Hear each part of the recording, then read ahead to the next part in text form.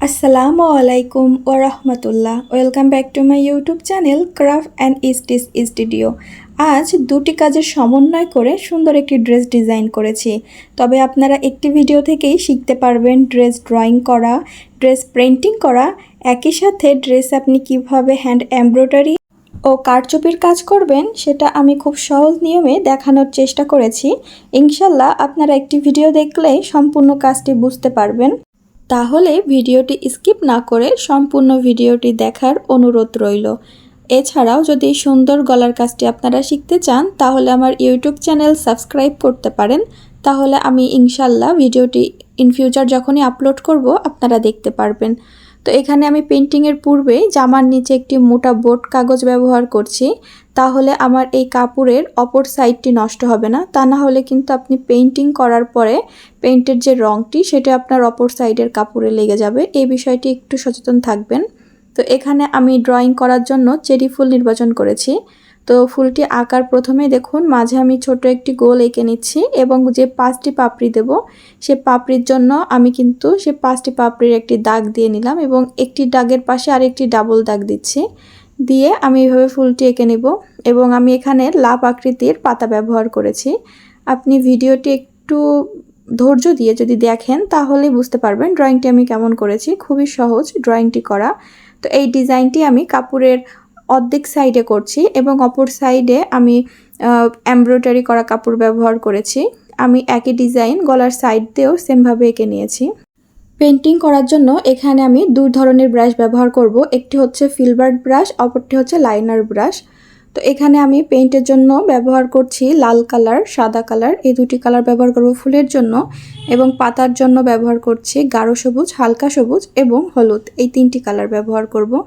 প্রথমেই তুলিটি আমি পানিতে হালকা ভিজিয়ে নিয়েছি। দেন আমি অল্প একটু লাল কালার এবং সাদা কালার, এই দুটি কালার দিয়ে আমি প্রথমে ফুলের পাপড়িটি করে নিচ্ছি। তো উপরের দিকে লাল এবং সাদা এই দুটি কালার দেওয়ার কারণে হালকা গোলাপি একটি কালার তৈরি হয়েছে। দেন আমি নিচের দিকে লাল কালার দিয়ে একটি গাঢ় করে পাতাটি দুটি আলাদা কালার তৈরি করার চেষ্টা করেছি। আপনারা খেয়াল করুন, প্রথমে আমি উপরের দিকে কিন্তু দুটি কালার দিয়ে করছি, দেন নিচে আমি লাল কালার ইউজ করছি। এখানে আমি চেষ্টা করছি লালটা একটু ডিপ করে ব্যবহার করার জন্য, কারণ আমি জামায় লাল কালারের সবুতাম ব্যবহার করেছি। তো ওইটার সাথে ম্যাচ রাখার জন্য আমি মাঝের যে লাল কালার এটা একটু বেশি গাঢ় করে দেওয়ার চেষ্টা করছি। তো এইভাবে করেই আমি পুরো পাপড়িটি কমপ্লিট করে নিব ফুলের, এবং মাঝখানটা আমি এখানে লাল কালার দিয়ে ফিল আপ করে দিচ্ছি। আপনারা এই জায়গাটা ফাঁকাও রাখতে পারেন, যেহেতু আমি এখানে পরবর্তীতে স্টোন ব্যবহার করব। তো আপনারা যদি স্টোন ব্যবহার না করেন তাহলে এইভাবে ফুলটি কমপ্লিট করে নেবেন। তো একইভাবে আমি ছোট ছোট যেই ফুলের যে কড়িগুলা সেগুলাও কিন্তু আমি জাস্ট দুটি কালারের সমন্বয় করেই কমপ্লিট করে নিয়েছি। আমার অন্যান্য ভিডিওতে এক আপু প্রশ্ন করেছেন এনকে বাইন্ডার এগুলো ব্যবহার করে রং করার নিয়ম। তো সে আপুর জন্য বলছি, আপু আমি এখানে রেডিমেড তৈরি অ্যাক্রিলিক কালারগুলো ব্যবহার করি, আমি তো রং তৈরি করে ব্যবহার করি না, এই জন্য এই সম্পর্কে আমার সঠিক ধারণা নাই। তবে আমি ইনশাল্লাহ চেষ্টা করব পেইন্টিং করতে কি রং ব্যবহার করা হয়, কোন তুলিতে কি পেইন্ট করা যায়, এই সকল বিষয় নিয়ে ডিটেলস একটি ভিডিও তৈরি করার জন্য। সেটা দেখলে হয়তো আপনি উপকৃত হবেন ইনশাল্লাহ। তো এখানে দেখুন আমি কড়িটি করছি। কড়ি করার জন্য প্রথমে উপরের পাপড়িগুলো কমপ্লিট করে নেবেন, দেন নিচের পাপড়িটি করবেন, তাহলেই কিন্তু আপনার কাজের কোয়ালিটিটি অনেক ভালো হবে। তো ফুলটি কমপ্লিটের পরে অবশ্যই তুলিটি ভালো করে ধুয়ে নেবেন, এবং তুলি ধোয়ার সময় এইভাবে জাস্ট পানির ভিতরে ড্যাপ করে ঘুরিয়ে ঘুরিয়ে ধুবেন। হাত দিয়ে ডলে ধুলে তুলিটি নষ্ট হয়ে যায়, পরবর্তীতে ব্যবহারের সময় দেখবেন তুলিটি অনেকটি ছড়িয়ে যায়। এজন্য তুলি ধোয়ার প্রসেসটি আমি দেখিয়ে দিলাম।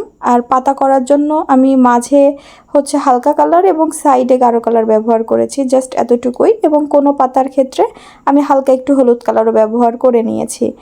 আর ফুলের যে ডাল এবং ফুলের নিচের যে অংশটা সেটার জন্য আমি গাঢ় যে সবুজ কালারটা সেটা ব্যবহার করছি, এবং পাতার শিরা ব্যবহার করছি গাঢ় সবুজ কালার দিয়ে পাতার শিরাটিও করে নেব। তো এই হ্যান্ড পেইন্টিংয়ের ভিডিওর পাশাপাশি আমার ইউটিউব চ্যানেলে হাতের সেলাইয়ের কাজ, এছাড়াও ড্রেসের বিভিন্ন ধরনের ডিজাইনও প্রোভাইড করে থাকি আমি, সেখান থেকে দেখে আসতে পারেন। তো আমাদের এই পেন্টিংটি সম্পূর্ণরূপে শুকিয়ে যাওয়ার পরে আমি অর্ধেক ফুলের সাইড থেকে এভাবে চেন সেলাই করে নিব এবং বাকি অর্ধেকগুলোতে আমি কারচুপির কাজ করব।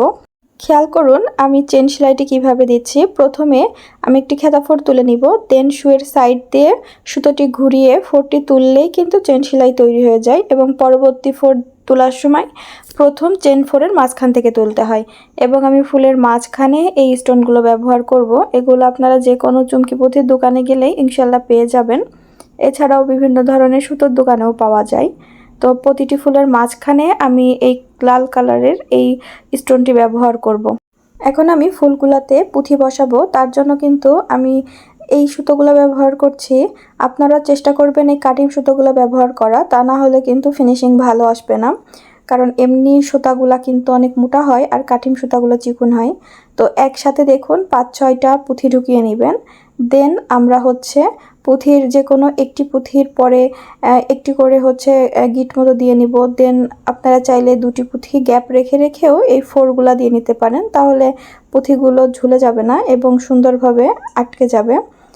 তবে আপনারা যদি মনে করেন যে না আমি একটি করে পুঁথি বসাবো, তাহলে কিন্তু আমি এটা বলে দিচ্ছি আপনাদের কিন্তু প্রপারভাবে কাজটি আপনারা স্যাটিসফাই হবেন না, কারণ একটি করে পুঁথি বসালে লাইনগুলো সঠিক হয় না, একটু এলোমেলো হয়ে যায়।